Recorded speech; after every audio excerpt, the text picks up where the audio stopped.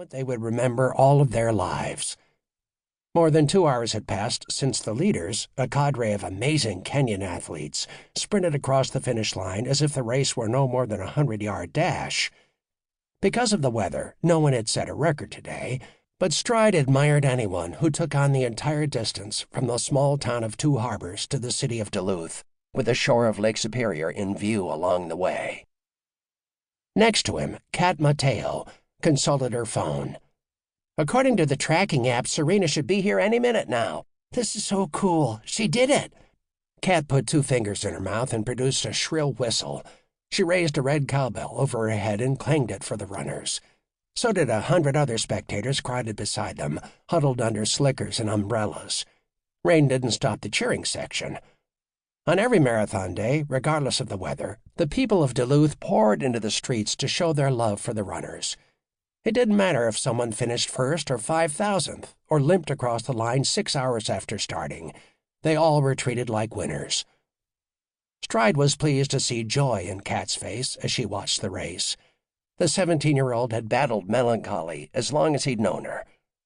15 months earlier, he and Serena had rescued Kat, who was pregnant and undernourished at the time, from a life on the streets, and she'd lived with them ever since. It had been a rocky road for all of them. Today, though, none of that mattered.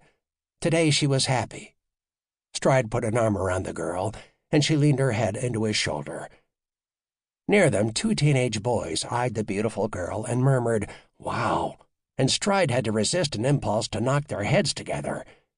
He felt like a father to Kat, which was a responsibility that he'd never expected in his life as he turned 50 years old. While the crowd watched the runners, Stride watched the faces in the crowd. The spectators pushed 10 deep against metal barriers that blocked off the street. Drizzle spat on their hoodies and hats from a charcoal sky. It was a chilly morning if you weren't running, but these were Duluthians, and most wore shorts despite the cold. They were young and old, laughing, cheering, sipping hot coffee, and dancing to Eagles and Steely Dan songs blasting out of loudspeakers. This was always one of Duluth's best days. Since the first race decades earlier, the Duluth Marathon had grown from a local event for a handful of die-hard runners to a Minnesota institution drawing tens of thousands of athletes and visitors from more than 40 countries. The North Shore route steps from the Great Lake and cutting through miles of wilderness was probably the most beautiful marathon course in the country. Every year, Stride relished the excitement of the event, but he was also a lieutenant in the Duluth Police, and he felt the tiniest unease seeing so many people crowded together in such a small area. Crowds were vulnerable, and after the Boston Marathon attack, they'd learned that the threat of violence lurked wherever people gathered. That was why they had a black tactical van parked at the entrance to Canal Park, along with bomb-sniffing dogs and armed officers patrolling the street. That was why he and his team watched individual faces, looking for something in a person's eyes that shouldn't be there. Hatred, calculation, evil. He was taking no chances today. Duluth had been an uneasy place this spring. An activist named Dawn Bash had taken up residence in the city in preparation for a so-called free speech convention.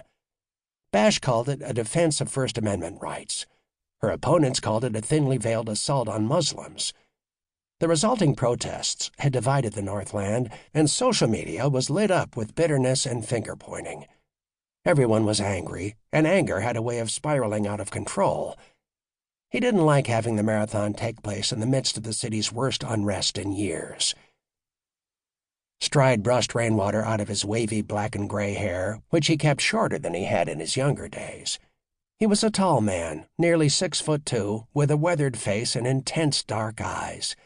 He'd crossed the half-century mark a few months earlier. His friend and doctor, Steve Garsky, had told him he'd quickly notice a difference between his 50s and 40s, and Steve was right. Whenever Stride rolled out of bed in the morning, his body felt knotted together, and it took a hot shower and a pot of coffee before he was loose and ready to face the day. He wasn't young anymore, but as far as he was concerned, youth was overrated. He'd known loss and recovered from it. He'd made mistakes and learned to live with them. Imperfection had made him who he was. It had taken most of his 50 years to learn that lesson, and for the first time in a